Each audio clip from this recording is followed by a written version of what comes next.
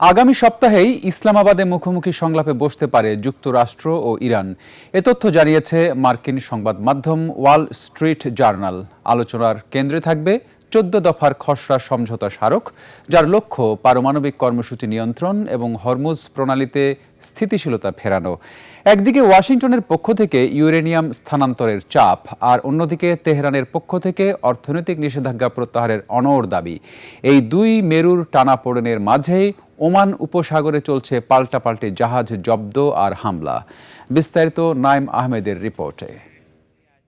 ৭২ ঘন্টা moisture lock সমৃদ্ধ lily body wash, শিয়া বাটারের goodness skin repair করে রাখে সফট ও গ্লোয়িং।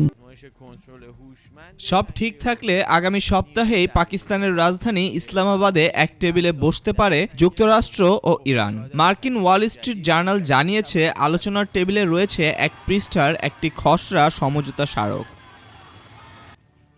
১৪ দফার এই খসড়ায় গুরুত্ব পাচ্ছে ইরানের পারমাণবিক কর্মসূচি নিয়ন্ত্রণ এবং হরমুজ প্রণালীতে উত্তেজনা হ্রাস। উচ্চমাত্রার সমৃদ্ধ ইউরেনিয়াম অন্য দেশে স্থানান্তরের প্রস্তাবও রয়েছে এই তালিকায়।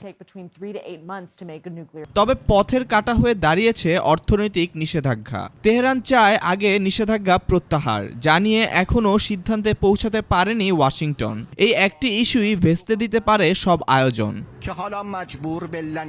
আলোচনার এই আবহ যখন চলছে, ঠিক তখনই ইরানের প্রধান তেল কেন্দ্র খার্ক দ্বীপের কাছে দেখা দিয়েছে বিশাল তেলের আস্তরণ। ৭১ বর্গ কিলোমিটার এলাকা জুড়ে ছড়িয়ে পড়া এই তেলের উৎস নিয়ে কাটেনি ধোঁয়াশা। এদিকে ওমান উপসাগরে অভিযান চালিয়ে ওশান কোই নামের একটি জাহাজ জব্দ করেছে ইরান। পাল্টা জবাবে দুটি ইরানি ট্যাঙ্কার অচল করে দেওয়ার দাবি করেছে মার্কিন সেন্ট্রাল কমান্ড। প্রেসিডেন্ট ট্রাম্প একে সামান্য সংঘাত বললেও ইরানের দাবি কেশম দ্বীপে বিমান হামলা চালিয়েছে যুক্তরাষ্ট্র। পাল্টাপাল্টি এই হামলায় বাড়ছে প্রাণহানি ও নিখোঁজের সংখ্যা।